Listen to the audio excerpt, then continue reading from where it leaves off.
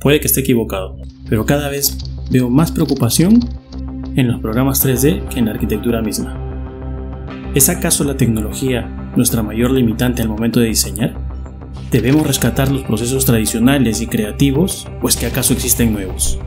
¿Cuál o cuáles son los mejores programas que nos permitan optimizar tiempo y ser más eficientes? Para resolver estas interrogantes, he decidido entrevistar a los referentes que encontramos hoy. Soy Guillermo Guevara Cubas y esto es Arcademia, un canal de formación complementaria en arquitectura.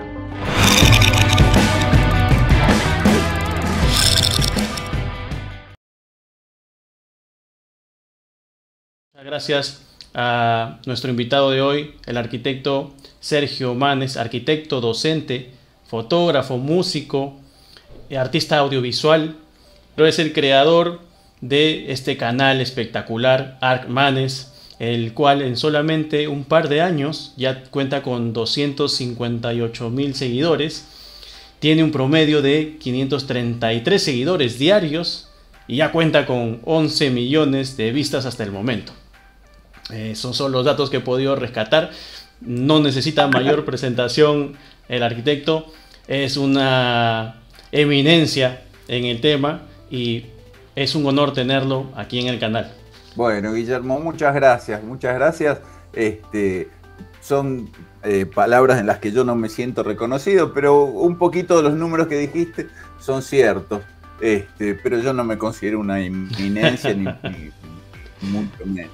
Nosotros estuvimos tratando de contactar para esta pequeña entrevista para poder charlar un poco sobre lo que es el desarrollo ahora audiovisual y cómo se complementa con la formación tradicional de la arquitectura que venía haciéndose hace un tiempo y las cosas empezaron a cambiar, que ahora los trabajos ya no se presentaban como antes y que ya en mi época, estamos hablando del 2003 al 2008, ya habían, por lo menos aquí en Lima, Perú, habían algunos trabajos que se presentaban en AutoCAD y se escuchaba algo del SketchUp. Hasta ahí yo me quedé, luego me embarqué en la aventura de la construcción por muchos años y ahora que retomé el tema de la docencia, pues me di de cara frente a esta ola de visualización. ¿En qué momento llegó al mundo del 3D y cómo fueron los pasos iniciales en esos momentos? Los pasos míos, decís. Sí. O sea, como yo llegué. ¿Cómo se introduce usted al mundo de la visualización? Bueno, en realidad empezamos por el 2D. El 2D de AutoCAD con el AutoCAD 2.6. Yo estaba estudiando, estaba en tercer año, segundo año, no me acuerdo. Y teníamos un compañero que el padre había comprado un AutoCAD y no sabía usarlo. Había comprado la computadora, todo, no sabía usarlo. Y todos nosotros teníamos ya algo de una XT, de esas muy, muy lentas, las primeras PC. Y ahí este compañero nuestro nos dio copias de AutoCAD a todos para que entre todos pudiéramos irlo desculando. Y lo fuimos desculando realmente, porque no había manuales. O sea, había un solo manual que era una cosa así, que era en inglés. Encima no hablábamos inglés. Y bueno, todo esto fue año 89 o 90, por ahí, no recuerdo exactamente. Y claro, el AutoCAD 2.6 también tenía una posibilidad de trabajar en 3 dimensiones. No tenía lo que eran las cámaras, las cámaras físicas, digamos, la cámara que genera una perspectiva, pero sí se podía trabajar en axonométrica. Y me acuerdo que eso me pareció fantástico, De hecho, yo había hecho hace unos años, 1 o 2 años anteriores, para mi Commodore 64, había hecho un programa que era una especie de CAD, entre comillas, CAD 3D, porque podía dibujar de uno por uno, y lo podía rotar y ponerlo en perspectiva, que era una cosa, más que eso no se podía hacer, ¿no? Pero cuando vi esto en el AutoCAD me fascinó y bueno, y ahí me metí. Después del AutoCAD 2.6, creo que parece que al año siguiente ya salió la versión 10 de AutoCAD, que ya sí permitía trabajar de manera inmersiva, aunque eran imágenes de líneas nada más. Pero estamos hablando del año 90, ahí, ¿no? Sí, sí. 90, 91. Estoy ahí, hay lo tengo un poquito nublado en mi memoria, pero sí, es más o menos, fue en los inicios de mi carrera. Los inicios de mi carrera. 90, más del 90 no creo que haya sido. Hasta ese momento, ¿cómo trabajaba usted arquitectura? Hasta antes de utilizar el AutoCAD. ¿Qué es lo que le habían enseñado hasta ese momento? ¿O qué era lo que tuvo que haber aprendido para que realmente pueda manejar el CAD? Y bueno, yo trabajaba como cualquier otro. La única ventaja que tenía es que yo tenía un tecnígrafo, que por aquella época no era muy común que un estudiante tuviera tecnígrafo, porque lo había heredado de mi papá, que era arquitecto, y él me regaló uno de sus... Él tenía 2 tecnígrafos, me regaló uno, y yo hice toda la carrera con tecnígrafo. Con tecnígrafo en un tablero, tenía 3 tableros, me acuerdo, donde yo vivía, y tenía un tablero con paralela, o sea, tenía un tablero de 1,50 m por 1 metro, con tecnígrafo. Después tenía un tablero de 1,20 m por 80 m con paralela, y tenía un tablero de 1 metro por 70 retroiluminado, también con paralela. Este tecnígrafo que usted menciona es lo que nosotros conocemos como estilógrafos, estos recargables que se les pone tinta, ¿no? No. El tecnígrafo es lo más parecido al goniómetro. No sé si te acordás que era como una, en realidad era así, una regla y otra regla, ¿sí? Y iba por todo el tablero, y vos tenías acá como una manijita que hacías ¡tuc! Y lo ponías en determinado ángulo y dibujabas en ese ángulo y demás. Claro, eso es el tecnígrafo Uto, eran alemanes. Te estoy hablando, yo esto te digo de la década del 90, y esos tecnígrafos eran de la década del 60 o 70. Y esto usted lo tenía porque lo había heredado de su padre era arquitecto. Sí, o sea, cuando yo empecé a estudiar arquitectura, él me lo regaló, o sea, para que lo tuviera, para que lo usara. Y yo trabajé mucho tiempo con mi papá antes de estudiar arquitectura, porque también soy maestro mayor de obras, hice una escuela técnica, y trabajé mucho tiempo con él de chiquito. Yo a los 10 años ya usaba los estilógrafos, calcaba planillas de estructura con doblado de armaduras, que no sabía lo que eran, pero yo ya los calcaba porque había que hacerlos en una tela especial. Pero creció aprendiendo, digamos, este lenguaje. Y yo aprendí a trabajar con la perspectiva cónica, digamos, con más de 2 puntos de fuga, porque me encantaba hacer cosas en subida, en bajada y demás. Me acuerdo que mi primer edificio lo dibujé a los 12 años, o sea, mi primer perspectiva completa. O sea que yo tenía recursos de dibujo, muchos. No tenía la soltura en la mano, ¿sí? Es algo que ni hasta hoy la tengo. Pero sí dibujaba muy bien. Inclusive me acuerdo que en el primer año de la facultad hubo que entregar un replanteo de mampostería, y lo entregué de tal forma que la profesora me llevó a trabajar con ella.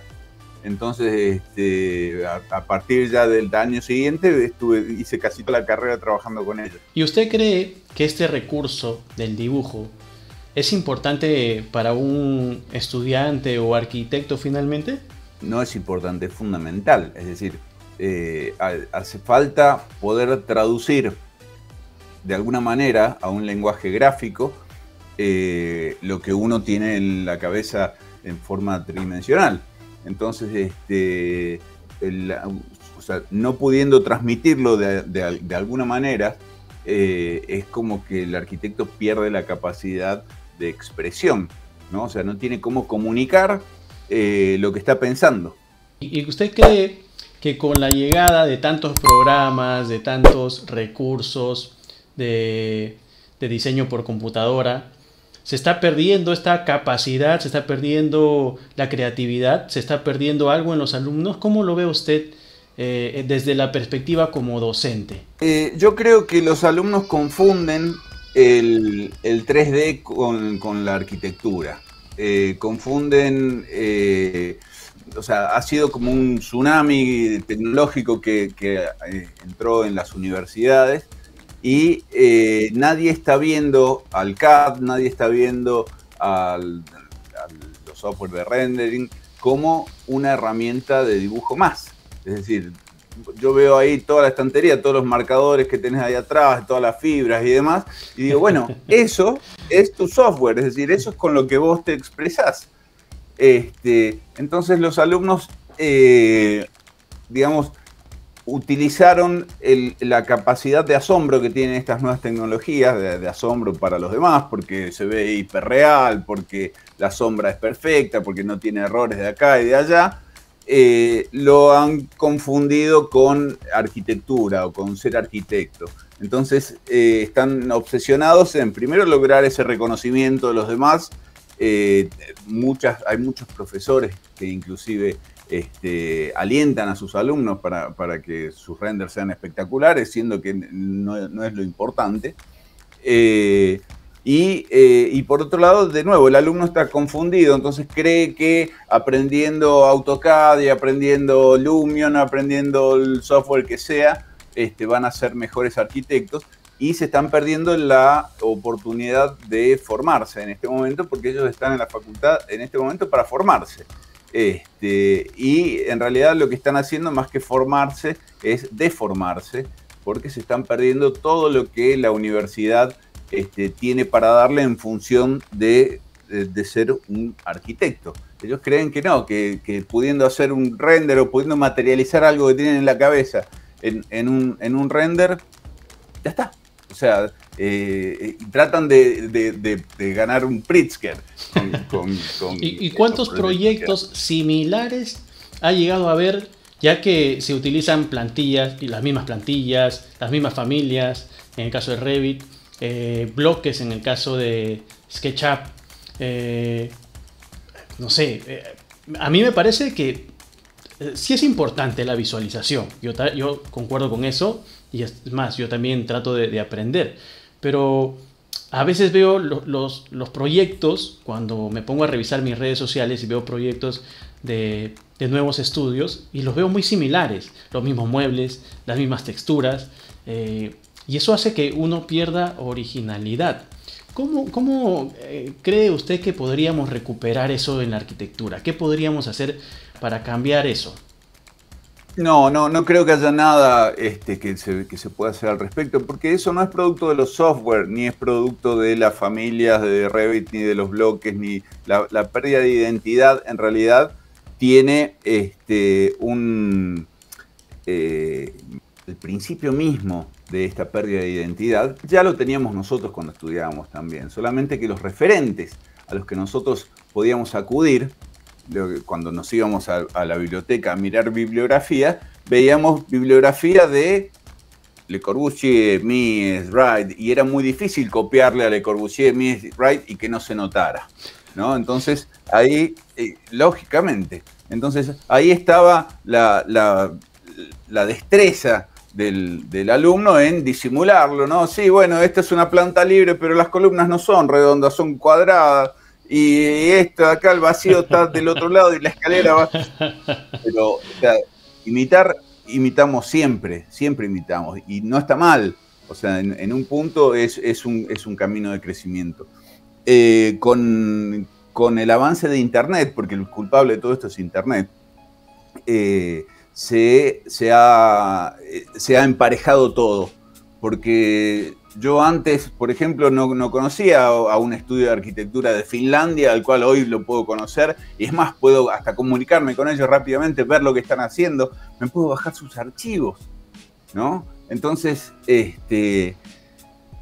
por ejemplo, vos tenés ahí un montón de marcadores. Las herramientas son las mismas que las que puedo llegar a tener yo acá, no las tengo, pero si las tuviera no haría algo parecido a lo que vos haces, salvo que vos publiques tus dibujos en Instagram, por ejemplo, y yo diga, mirá, me gusta cómo dibuja este tipo, a ver cómo hace, porque esto de acá, y mirá cómo le pone la sombra, y te empiezo a imitar, y adquiero una identidad que no es propia, pero hace que se vea bien. Lo que pasa es que el que sabe, lo ve y dice, pero esto es muy parecido a lo que hace, es una imitación barata de lo que hace Guillermo, ¿no?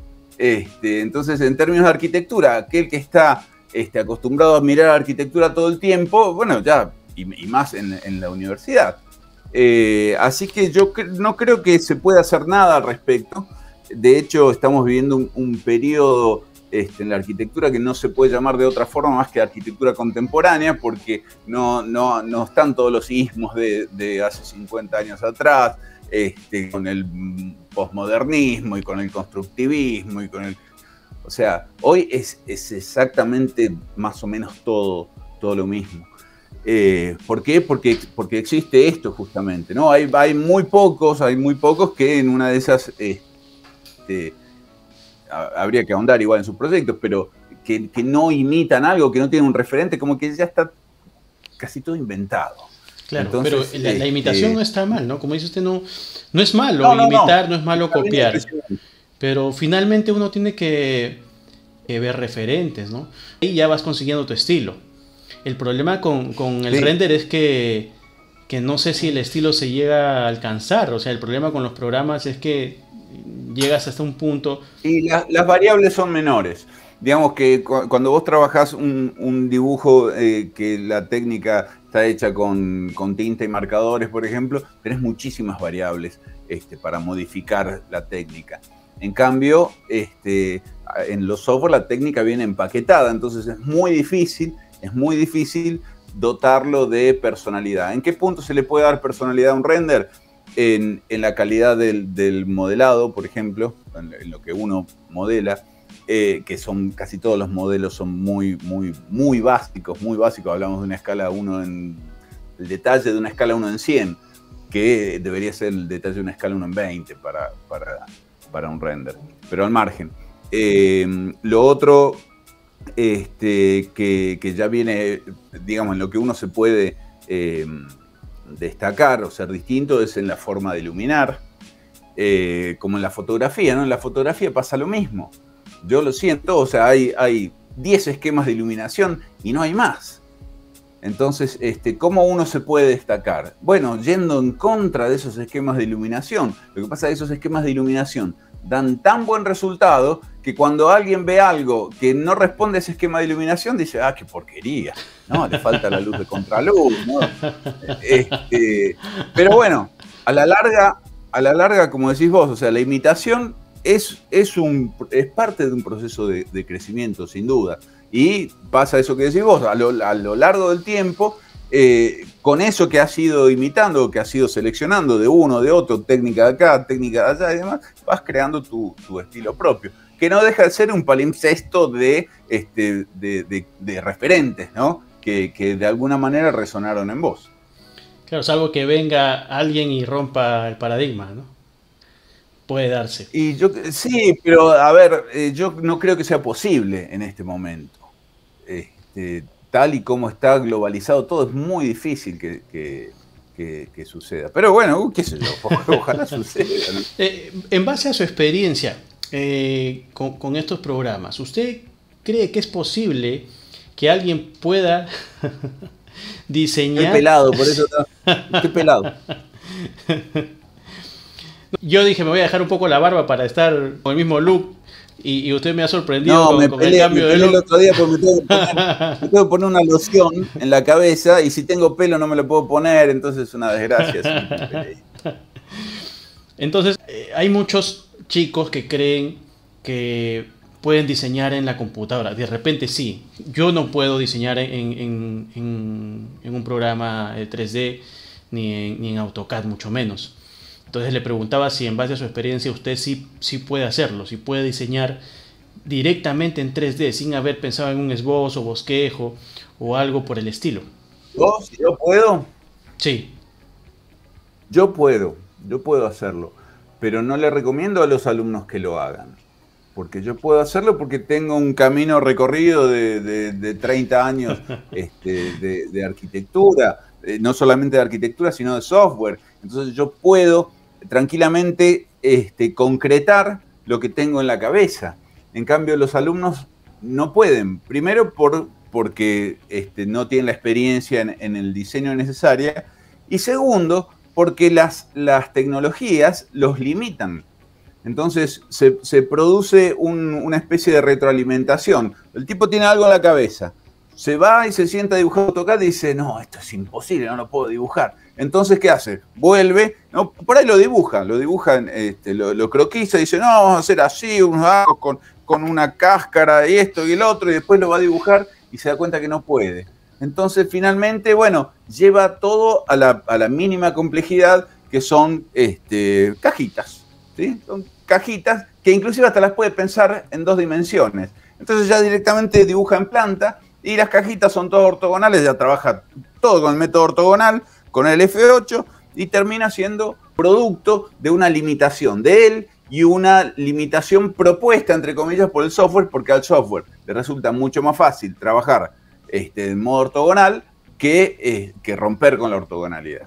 Entonces yo no lo recomiendo. Sí hago, y lo hago en la facultad, trabajos en donde hago experimentar al alumno el diseño a partir de un 3D, nunca a partir de un 2D, ¿no? Es decir, el diseño es tridimensional. Y entonces le pongo situaciones, le pongo ciertas restricciones que tiene que hacer sí o sí, pasar por determinado lugar y qué sé yo. Entonces, estas son las normas de diseño, no vale todo. Se puede diseñar, pero con estas normas. Vamos a ver qué podemos hacer con estas normas. Y salen cosas muy lindas, salen cosas muy, pero muy, muy lindas. Y entonces ahí, en medio de ese proceso, de repente decimos, bueno, hoy vamos a salir de la ortogonalidad con un plano inclinado y un plano curvo. Y el plano curvo lo hacemos de esta manera y el plano inclinado de esta manera. Lo pueden poner donde quieran. Entonces rompen el espacio y lo están viendo en el momento que lo rompen. Pero no deja de ser un ejercicio de exploración proyectual. Está lejos de ser diseño en el amplio sentido de la palabra, en donde las libertades de diseño son, digamos, bastante holgadas. Y el programa te las va sesgando, ¿no? O sea que este ejercicio que ustedes hacen ahí es como una manera de pensar en 3D.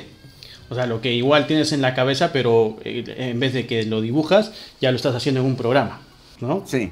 Correcto. Y es más, después al final el render es solamente apretar un botón, porque el modelo ya está hecho, los materiales ya se pusieron, que tenemos, creo que, no me acuerdo si son 5 materiales, más el vidrio y el agua, ¿no? Entonces, solamente pueden usar esos 5 materiales y ellos los van aplicando. Y se genera digamos, un caso interesante. Terminan siendo muy parecidos, ¿no? Porque como las limitaciones son bastante ajustadas, los proyectos empiezan a parecer unos a los otros, pero se encuentran cosas muy, muy lindas. Si usted tuviera que escoger entre un programa para modelado y un programa para renderizado, ¿cuáles serían? ¿Uno y uno? Sí. Solamente puedes coger uno. Y de modelado, para mí el software más amable a la hora de modelar es